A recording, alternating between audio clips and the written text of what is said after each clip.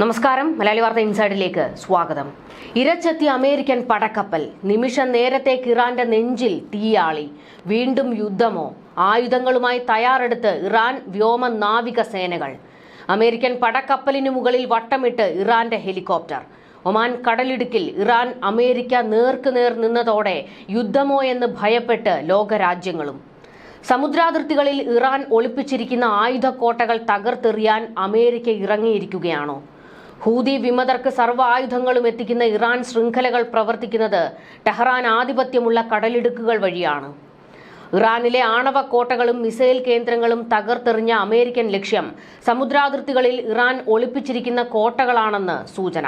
അതിക്രമിച്ചെത്തിയ American കപ്പലിനെ തുരത്തിയെന്നാണ് Iranian state TV report ചെയ്തത്. ബുധനാഴ്ച രാവിലെയോടെയായിരുന്നു ഇറാന്റെ സമുദ്രാതിർത്തിയിലേക്ക് എത്തിയ USS ഫിറ്റ്സ്ജെറാൾഡ് എന്നറിയപ്പെടുന്ന US നാവികസേനയുടെ നശീകരണ കപ്പലിനെ നേരിടാൻ ഇറാൻ സൈന്യം ഹെലികോപ്റ്റർ അയച്ചത് എന്നാണ് ഇറാൻ ചാനലുകളിലെ റിപ്പോർട്ട്.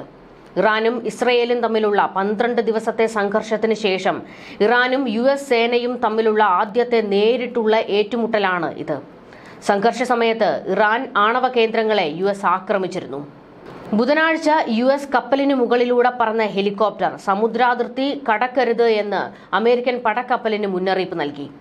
ഇതോടെ ഇറാന്റെ സമുദ്രാതിർത്തികൾ വളഞ്ഞ അമേരിക്കൻ കപ്പൽ കുറച്ചധിക നേരം അവിടെ നിരീക്ഷണം നടത്തിയതിന് ശേഷമാണ് അവിടെ നിന്നും പിൻവാങ്ങാൻ തയ്യാറായത്.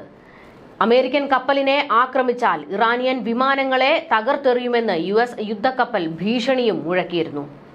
ഇതിനു മറുപടിയായി സംയോജിത വ്യോമ പ്രതിരോധ സംവിധാനത്തിന്റെ പൂർണ്ണ സംരക്ഷണത്തിലാണ് ഹെലികോപ്റ്റർ എന്ന് ഇറാൻ വ്യക്തമാക്കി.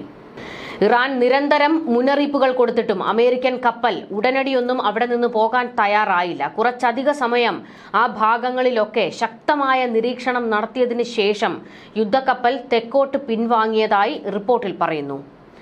US യുദ്ധക്കപ്പൽ ഇറാനിയൻ സമുദ്രാതിർത്തിയോട് എത്രത്തോളം അടുത്തെത്തിയിരുന്നുവെന്ന് ഇതുവരെ ഇറാൻ വ്യക്തമാക്കിയിട്ടില്ല.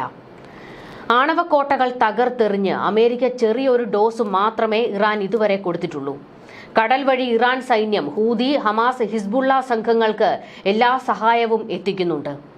ഇറാന്റെ കടൽ മേഖലയിലെ പ്രവർത്തനങ്ങൾ അമേരിക്ക സദാ നിരീക്ഷിക്കുന്നുണ്ട്.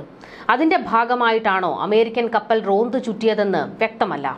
ഒരു യുദ്ധം മുന്നിൽ കണ്ട് നിമിഷ നേരം കൊണ്ട് ഇറാൻ സേന തയ്യാറെടുത്തെത്തിയത്.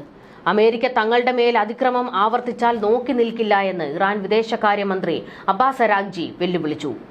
ഇപ്പോഴും ഇറാനിൽ രഹസ്യ താവളത്തിൽ ആണവ പരീക്ഷണങ്ങൾ നടക്കുന്നുണ്ട്.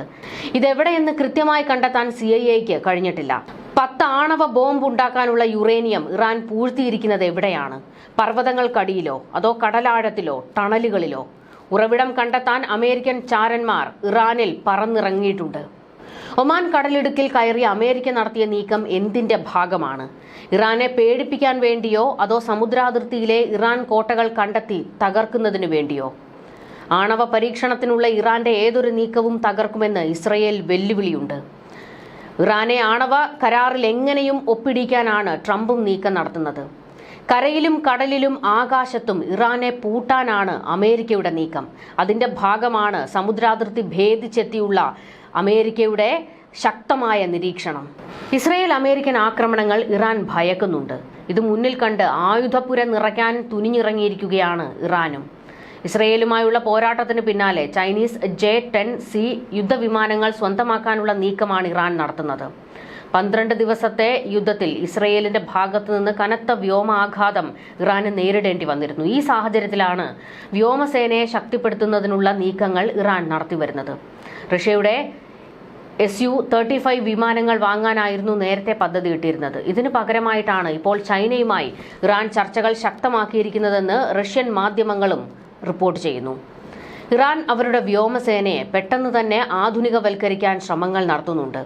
കൂടാതെ റഷ്യൻ വിമാനത്തേക്കാൾ താങ്ങാനാവുന്നതും വില കുറഞ്ഞതുമായ ഒരു ബദലായി ചൈനീസ് വിമാനങ്ങളെ അവർ കാണുന്നു. ദി മോസ്കോ ടൈംസ് റിപ്പോർട്ട് ചെയ്തതായിരുന്നു ഇത്. ഇറാനിയൻ പ്രതിരോധ മന്ത്രി അസീസ് നസീർസാദെ ചൈന സന്ദർശിച്ച സമയത്ത് ചർച്ചകൾ നടന്നതായിട്ടാണ് വിവരം. ചൈനീസ് നിർമ്മിത J-10CE ജെറ്റുകൾ വാങ്ങുന്നതിനുള്ള തയ്യാറെടുപ്പുകളാണ് ഇറാൻ നടത്തുന്നത്. നിലവിൽ പാക് സൈന്യത്തിന്റെ ഭാഗമായിട്ടുള്ള ഈ വിമാനങ്ങൾ മികച്ച പ്രകടനം കാഴ്ചവെക്കുന്നുവെന്നാണ് ഇറാൻ അധികൃതർ കണ്ടെത്തിയിരിക്കുന്നത്. നേരത്തെ യുദ്ധവിമാനങ്ങൾ വാങ്ങുന്നതിന് ഇറാൻ റഷ്യയുമായി കരാർ ഉണ്ടാക്കിയെങ്കിലും അത് പിന്നീട് പാളിപ്പോയിരുന്നു. 2023 ഉണ്ടാക്കിയ കരാർ പ്രകാരം 50 S-35 വിമാനങ്ങളായിരുന്നു ഇറാൻ വാഗ്ദാനം ചെയ്തിരുന്നത്. എന്നാൽ 4 വിമാനങ്ങൾ മാത്രമേ റഷ്യയ്ക്ക് ഇറാന് കൈമാറാൻ സാധിച്ചിരുന്നുള്ളൂ. ഇതേ തുടർന്ന് കരാർ റദ്ദാക്കിയതായിട്ടാണ് വിവരം. ചൈനീസ് യുദ്ധവിമാനങ്ങൾ സ്വന്തമാക്കാൻ ഇറാൻ ഇതാദ്യമായിട്ടല്ല ശ്രമം നടത്തുന്നത്. 2 പതിറ്റാണ്ടുകൾ മുൻപ് തന്നെ ഇറാൻ താൽപര്യം പ്രകടിപ്പിച്ചിട്ടുണ്ട്. 2015-ൽ 150 യുദ്ധവിമാനങ്ങൾ വിതരണം ചെയ്യുന്നതിനുള്ള കരാറിൽ ഒപ്പുവെക്കാനുള്ള തയ്യാറെടുപ്പുകൾ ആരംഭിച്ചുവെങ്കിലും കരാർ മുന്നോട്ടു പോയില്ല. വിദേശ കറൻസിയിൽ പണം നൽകണമെന്ന് ചൈന നിർബന്ധം പിടിച്ചു. സാമ്പത്തിക ഞെരുക്കം കാരണം എണ്ണയുടെയും പ്രകൃതിവാതകത്തിന്റെയും രൂപത്തിലുള്ള കൈമാറ്റമായിരുന്നു ഇറാൻ വാഗ്ദാനം ചെയ്തത്. ഇറാനുമേലുള്ള ഐക്യരാഷ്ട്രസഭയുടെ ആയുധ ഉപരോധവും ഈ ഇടപാടിന് തടസ്സമുണ്ടാക്കി. 2020-ൽ ഈ നിയന്ത്രണങ്ങൾ നീക്കുകയും ചർച്ചകൾ പുനരാരംഭിക്കുകയും ചെയ്തു. എന്നാൽ ഇടപാട് 36 വിമാനങ്ങളായി ചുരുങ്ങി. എന്നാൽ ചൈനയ്ക്കും ഇറാനും പണമിടപാടിൽ വീണ്ടും ധാരണയിലെത്താൻ കഴിഞ്ഞില്ല. എന്നാൽ ഇസ്രയേൽ ഇറാൻ വെടിനിർത്തലിന് പിന്നാലെ ജൂൺ 24-ന് ഉപരോധ ഭീഷണിയില്ലാതെ ഇറാനിൽ നിന്ന് എണ്ണ വാങ്ങാൻ അമേരിക്ക ചൈനയ്ക്ക് അനുമതി നൽകിയതിന് ശേഷം സാഹചര്യം മാറിയിരിക്കുകയാണ്. ഈ വർഷം ആദ്യത്തിൽ ഇറാനിയൻ വ്യോമസേനയുടെ കൈവശം ഏകദേശം 150 യുദ്ധവിമാനങ്ങൾ ഉണ്ടെന്നാണ് കണക്കുകൾ. എന്നാൽ 1979-ലെ ഇസ്ലാമിക വിപ്ലവത്തിന് മുൻപ് രാജ്യത്തിന് ലഭിച്ച കാലഹരണപ്പെട്ട അമേരിക്കൻ നിർമ്മിത മോഡലുകളാണ് അവയിലധികവും. എത്രയും പെട്ടെന്ന് യുദ്ധവിമാനങ്ങളും അതുപോലെ തന്നെ മറ്റ് ആയുധ സാമഗ്രികളും വാങ്ങുന്നതിനുള്ള നീക്കമാണ് ഇറാൻ നടത്തുന്നത്. അമേരിക്കയോ ഇസ്രയേലോ തങ്ങൾക്ക് നേരെ ഒരു ആക്രമണം നടത്തിയാൽ അതിശക്തമായി തിരിച്ചടിക്കുന്നതിന് വേണ്ടി ശക്തരാകാനാണ് ഇറാൻ ഇപ്പോൾ ശ്രമിക്കുന്നത്. ഇതിനിടെ ഇറാനിൽ നടന്നുകൊണ്ടിരിക്കുന്നത് നാടകീയ രംഗങ്ങളാണ്.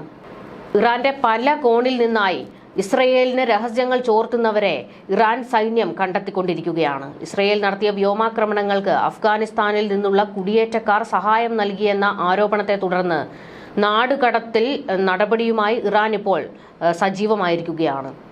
ജൂൺ 1 മുതൽ തന്നെ 10 ലക്ഷത്തിലധികം ആളുകൾ അഫ്ഗാനിസ്ഥാനിലേക്ക് മടങ്ങിയെന്നും ഇതിൽ കുറഞ്ഞത് 6,27,000 പേർ നിർബന്ധിതരായി നാടുകടത്തപ്പെട്ടവരാണെന്നുമാണ് ഐക്യരാഷ്ട്രസഭയുടെ കണക്ക്. ചാരവൃത്തി ആരോപിച്ച് നിരവധി അഫ്ഗാനികളെ അറസ്റ്റ് ചെയ്തതായും അവരുടെ പക്കൽ നിന്ന് ബോംബ്, ഡ്രോൺ എന്നിവ നിർമ്മിക്കാനുള്ള മാനുവലുകൾ കണ്ടെത്തിയതായും ഇറാൻ മാധ്യമങ്ങൾ റിപ്പോർട്ട് ചെയ്യുന്നു. ജൂണിൽ 12 ദിവസം നീണ്ട ബോംബ് ആക്രമണത്തിനിടെ ചില കുടിയേറ്റക്കാർ ഇസ്രയേലിനെ സഹായിച്ചതായി സ്റ്റേറ്റ് ടെലിവിഷൻ ആരോപിച്ചിരുന്നു. ചാരവൃത്തി ആരോപിച്ച് അറസ്റ്റ് നടന്നതായി ഇറാന്റെ അർദ്ധ ഔദ്യോഗിക വാർത്താ ഏജൻസി തസ്നീം ഏജൻസിയും റിപ്പോർട്ട് ചെയ്തിരുന്നു. ആരോപണങ്ങളെക്കുറിച്ച് ഇസ്രയേൽ പ്രതികരിച്ചിട്ടില്ലെന്ന് ബ്ലൂംബർഗ് റിപ്പോർട്ട് ചെയ്തു. നാടുകടത്തൽ മാനുഷിക സംഘടനകളിൽ വ്യാപകമായ ആശങ്കയ്ക്ക് കാരണമായിട്ടുണ്ട്. ദാരിദ്ര്യം, ഉപരോധങ്ങൾ, പതിറ്റാണ്ടുകളുടെ യുദ്ധം എന്നിവയാൽ ഇതിനകം വലയുന്ന അഫ്ഗാൻ ജനതയുടെ ജീവിതത്തെ ഇത് സാരമായി ബാധിക്കും. ഇറാനിൽ ജോലി ചെയ്യുന്ന അഫ്ഗാൻ സ്വദേശികൾ അയക്കുന്ന പണത്തെ ആശ്രയിച്ചാണ് ഒരുപാട് കുടുംബങ്ങൾ കഴിഞ്ഞു പോകുന്നത്. ഇവരെ പെട്ടെന്ന് തിരിച്ചയച്ചാൽ ഒരുപാട് പേർ പട്ടിണിയിലാകുമെന്ന് UN ആശങ്ക രേഖപ്പെടുത്തി. എന്നാൽ ഇസ്രയേലിന് വേണ്ടി പണിയെടുക്കുന്നവരെ സ്വന്തം രാജ്യത്ത് തീറ്റിപ്പോറ്റേണ്ട കാര്യം ഞങ്ങൾക്കില്ല എന്നാണ് ഇറാൻ ഭരണകൂടത്തിന്റെ നിലപാട്. അഫ്ഗാനികൾ മാത്രമല്ല, ഇറാൻ പൗരന്മാർ പോലും ഇസ്രയേലിന് വേണ്ടി ചാരവൃത്തി നടത്തുന്നുണ്ട്. അവരെ എല്ലാവരെയും കണ്ടെത്തുന്നതിനുള്ള സമഗ്രമായ അന്വേഷണമാണ് ഇപ്പോൾ IRGC നടത്തിക്കൊണ്ടിരിക്കുന്നത്.